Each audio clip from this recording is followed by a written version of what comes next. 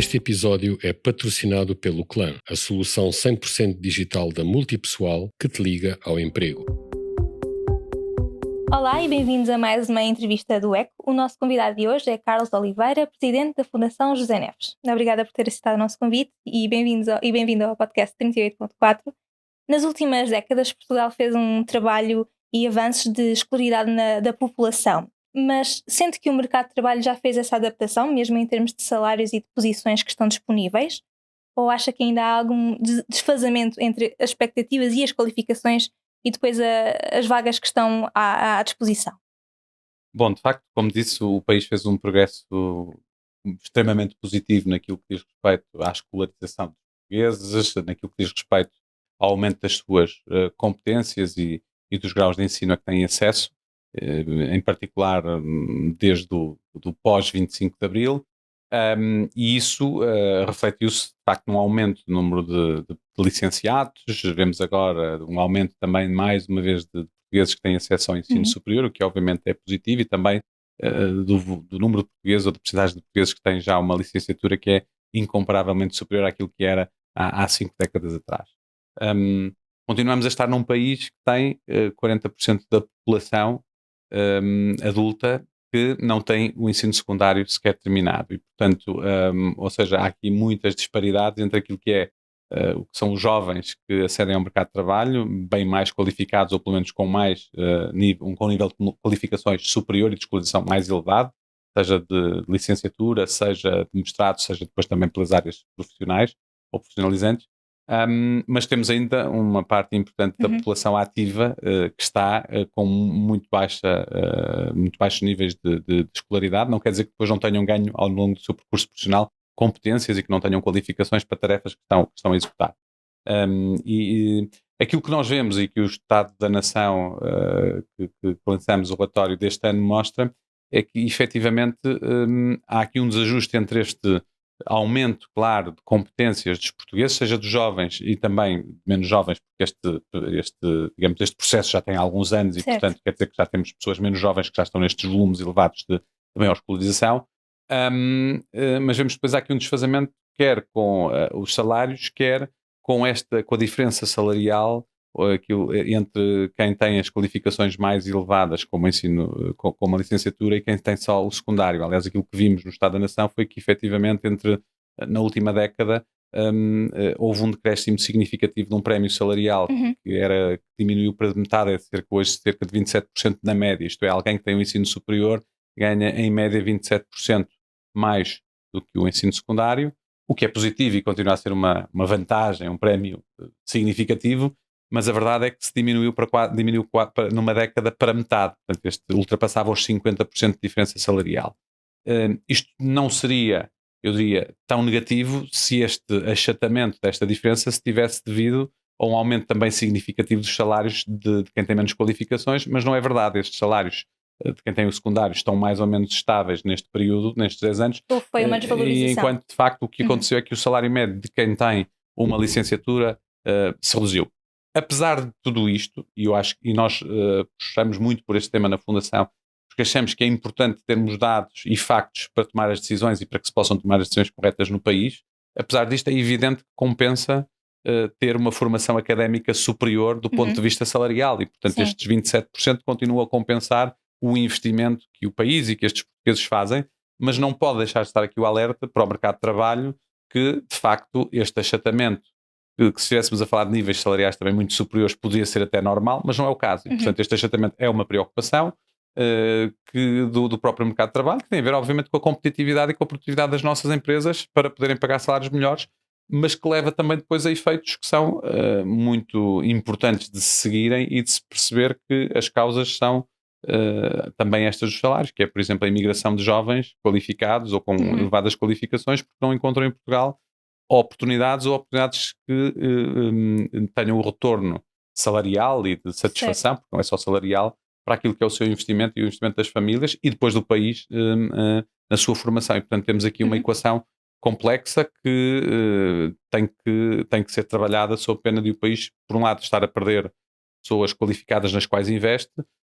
pessoas estas que depois não contribuem para o desenvolvimento da economia nacional nem das empresas nacionais, porque estão a trabalhar fora do país. Um dado que resulta também de um estudo vosso é que 30%, cerca de 30% dos jovens são considerados sobrequalificados para as posições que ocupam atualmente. Disse há pouco que continua a valer a pena ir para a universidade, mas tendo em conta esta escassez, digamos, de posições que se ajustem às qualificações, vale mesmo a pena ir para a universidade? Sim. A questão da sobrequalificação, eu diria que no imediato e na entrada no mercado de trabalho é algo extremamente negativo para alguém que investiu 3 ou 5 anos numa formação superior, seja com um mestrado, por exemplo, e que depois chega ao mercado de trabalho com uma licenciatura, portanto, nesse caso 3 anos, e chega ao mercado de trabalho e tem uma função para a qual não precisaria daquele grau. Certo. E, portanto, eu diria que é altamente frustrante,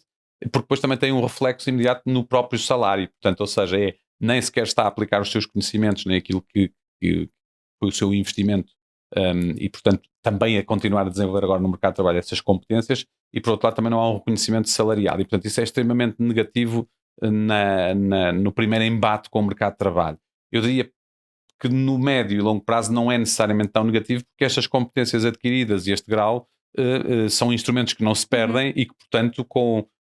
a evolução da carreira e da experiência, isso podem permitir a esta pessoa, e também com a aprendizagem ao longo da vida, que é um tema cada vez mais importante, permitir a esta pessoa poder entrar mais à frente em carreiras e em funções e em profissões que estejam mais alinhadas com com a sua formação e com os seus gostos, e que obviamente também façam que tenham um retorno financeiro compatível com aquilo que foi o investimento que fez. É interessante porque desde a recuperação pandémica que se fala muito de escassez de talento, especificamente de talento qualificado, mas ao mesmo tempo há muitos jovens que continuam a ser sobrequalificados. O que é que está a falhar nessa conjugação entre Sim. a oferta e a procura? Esse é que é provavelmente também um dos temas importantes. Por um lado, nós temos jovens que estão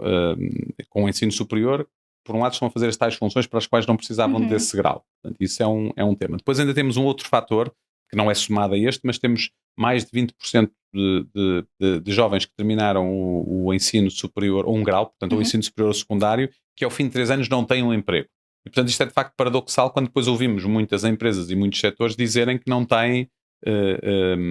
talento disponível para aquilo que precisam. Um dos fatores é precisamente esse que estava a referir, um desajustamento entre aquilo que é a formação e as competências que estas pessoas adquirem e que depois não é aquilo que o mercado de trabalho procura. Outro efeito também pode ser o efeito da imigração, portanto, as pessoas que estão mais qualificadas em áreas de maior procura acabam por ir experimentar ou para sair do país, e portanto nós de facto temos aqui algumas necessidades de alinhamento, de um muito maior alinhamento entre aquilo que o sistema de ensino oferece do ponto de vista de formação para acesso ao mercado de trabalho, e que haja um maior trabalho conjunto entre empresas ou setores empresariais e o mercado de trabalho e o ensino superior. Ainda e há mesmo uma o ensino barreira profissional. entre as empresas e as universidades e daí que haja esse desajuste. Eu diria que se fala muito que é preciso fazer esta ligação, mas depois esta Não sai ligação da nem gaveta. sempre é muito fácil de fazer, e isto tem a ver com vários motivos. Um deles é que, por exemplo, é muito difícil às empresas portuguesas que são pequeninas ou pequenas terem muitas vezes perspectivas muito claras de que é que vão ser as suas necessidades de recursos humanos e de talento a 2, 3, 5 anos. Certo. E portanto, quando esta perspectiva também não é clara, é muito difícil estar a trabalhar com um sistema que está a formar para dali a 3, dali a 5, dali a 10 anos, e portanto muitas vezes esta interligação é difícil. Por outro lado, também há aqui um tema importante, que é a oferta muitas vezes de cursos que não têm grande grau de empregabilidade que as universidades oferecem, e portanto que incentivam pessoas a irem para lá. Não quero com isto dizer que todos os cursos e toda a formação tenha que ser portanto, a sua existência tenha que se medir pelo grau de empregabilidade, até porque há muita formação que é importante e que há pessoas que a querem ter, não tendo como vista uma empregabilidade imediata, e portanto, mas há este efeito, por um lado, desalinhamento entre aquilo que as pessoas escolhem, a informação porque está disponível, e depois aquilo que o mercado de trabalho procura. E isto leva de facto a que depois possa existir este desfazamento. Por outro lado, também um outro desfazamento pode vir do crescimento de setores que são menos intensivos em conhecimento, a restauração, o turismo em determinadas alturas no pós-pandemia, e que naturalmente não são os locais ou as profissões que pessoas que fizeram, por exemplo, o ensino superior almejam em termos do seu futuro, porque investiram para tentarem ter outro tipo de saídas profissionais. E portanto aqui eu diria, não há causas únicas, há muitas causas que devem ser trabalhadas, e acima de tudo eu diria que tudo isto tem a ver com este ciclo que se espera que seja virtuoso, entre mais competências que permitem mais competências e mais qualificações que, quando postas ao serviço da economia, ao serviço das empresas, permitem que estas empresas se tornem mais competitivas, portanto mais produtivas, e com esse aumento de produtividade possam pagar melhores salários. Eu diria que é este o ciclo que nós, enquanto país, não temos conseguido fazer. Aliás, há 2 anos, no Estado da Nação de 2022, precisamente, nós fizemos uma correlação precisamente entre a produtividade e o aumento de escolaridade dos portugueses, e a conclusão a que se chegou, que já sabíamos que o país não tem aumentado a sua produtividade, é que de facto não há aqui uma correlação direta, ou seja, o aumento de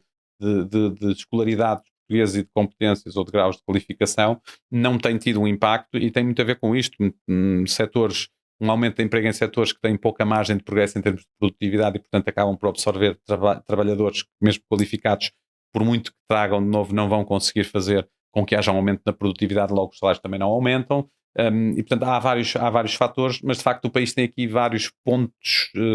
eu diria, nevrálgicos que têm que ter atuação. Não são todos responsabilidade seguramente de governos nem de Estados, como muitas vezes tentamos. Onde é que fica o poder político nesse planeamento dos recursos humanos? Eu diria que há aqui papéis fundamentais, e eu tenho dito, nós temos uma escola, estamos no século XXI, ou seja, temos alunos do século XXI com um modelo de escola do século XVIII, com professores do século XIX, ou melhor, do século XIX com professores do século XX, e portanto há aqui também desfazamentos. Ou seja, eu diria que nós precisamos também de uma verdadeira reforma do sistema educativo português, no sentido em que deve estar mais focado em olhar para aquilo que é o motor do sistema de ensino e aquilo que é o propósito, que é formar e dar competências aos portugueses, não só nos inícios das suas vidas, mas também ao longo da sua vida, e portanto preparar-se melhor para isto. Aliás, há estudos da OCDE que revelam que Portugal, num grupo de 34 países, é aquele que tem o sistema de educação de adultos menos preparado para estes desafios do futuro, numa altura em que o mundo está a evoluir a uma velocidade exponencial em tempo real. Ou seja, eu diria que nós, enquanto espécie humana, é provavelmente a primeira vez em que estamos a ver evoluções que podemos considerar exponenciais no nosso tempo de vida. Se olharmos, nós temos a internet, que tem 25 anos e que criou os grandes negócios, que são os grandes negócios do mundo, e que emprega um volume muito significativo das pessoas muito qualificadas em vários países do mundo. Aquilo que estamos a assistir por exemplo, com a revolução da inteligência artificial, é que provavelmente num período muito mais curto, grande parte destes negócios vão ser postos em causa e vão ter que se refundar, e vamos ver o aparecimento de novas necessidades, novas competências, uma alteração muito forte nas profissões, não necessariamente negativa, como muitas vezes se tenta colocar. Eu não tenho essa ideia. Acho que muita desta tecnologia vai ajudar as pessoas a serem mais produtivas, porque vão fazer mais em menos tempo, e portanto se calhar até terem mais tempo para lazer e para as suas atividades, mas vai criar aqui desigualdades entre quem tem a capacidade de usar estas ferramentas como um apoio às suas funções e às suas profissões, e até uma mudança de profissões, porque esta alteração irá seguramente levar a que profissões desapareçam, a que profissões... e não vou a coisas muito esotéricas, vou a coisas muito concretas. Por exemplo, um programador de software provavelmente é das profissões que, com a inteligência artificial, tal como o conhecemos hoje e como tem sido nas últimas décadas, que vai ter uma disrupção maior, porque a máquina vai produzir o próprio código. E aquilo que vamos precisar é muito mais, se calhar, de engenheiros que integradores de código, saber pedir que a máquina faça o código certo e que a seguir integrem e que pensem bem as arquiteturas dos sistemas. E portanto estamos a falar aqui que profissões que pareceriam inatacáveis e que são hoje profissões de alta procura e escassas, provavelmente num curto espaço de tempo vão ter aqui alterações muito significativas no core daquilo que são as competências essenciais. E para isso precisamos de um sistema de ensino e de formação de adultos e de formação ao longo da vida, que esteja capacitado e que esteja com capacidade de resposta muito rápida a estas mudanças. E o nosso sistema não tem. Basta, por exemplo, dizer que se hoje numa universidade portuguesa alguém pensar lançar um novo curso numa nova área, que demora uns meses, portanto estamos no início do ano letivo, agora vai demorar uns meses a pensar e a desenhar o curso, desenha o curso, leva-o para a entidade que deve fazer a certificação, vai demorar, se tudo corresse muitíssimo bem, estaria aprovado no próximo setembro, que seria pouco realista, vamos assumir que seria em setembro de 2025. Os primeiros licenciados desse curso estariam no mercado em 2028 e se tivessem que fazer um mestrado só em 2030. E, portanto, o mundo está a evoluir a uma velocidade em que este modelo muito iterativo e lento já não é compatível. Não estou com isto a dizer que os cursos que existem têm que acabar, não é isso, mas é preciso uma muito maior agilidade e encontrar também cursos de curta duração e formação de curta duração para quem já está no mercado de trabalho, que entregue competências muito específicas para as pessoas irem podendo desenvolver competências que são cada vez mais fulcrais. Mas no ensino superior acha que é possível essa agilidade sem prejudicar a qualidade? Sim, sem dúvida.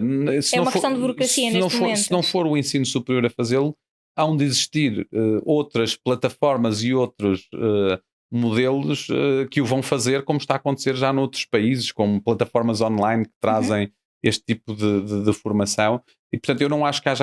seja uma questão de qualidade, é uma questão de perspectiva. Se eu disser que em vez de ter... Eu não estou a dizer que os cursos de licenciaturas e mestrados que existem hoje têm que acabar ou terminar, não é isso. Temos é que ter um outro conjunto também de formação em que, por exemplo, um jornalista se calhar precisa de uma formação muito específica em como é que vai usar Generative AI para a sua profissão. E que riscos é que tem que... E, portanto, estamos a falar não tanto da preocupação do grau, se é doutor, se é engenheiro, se é arquiteto,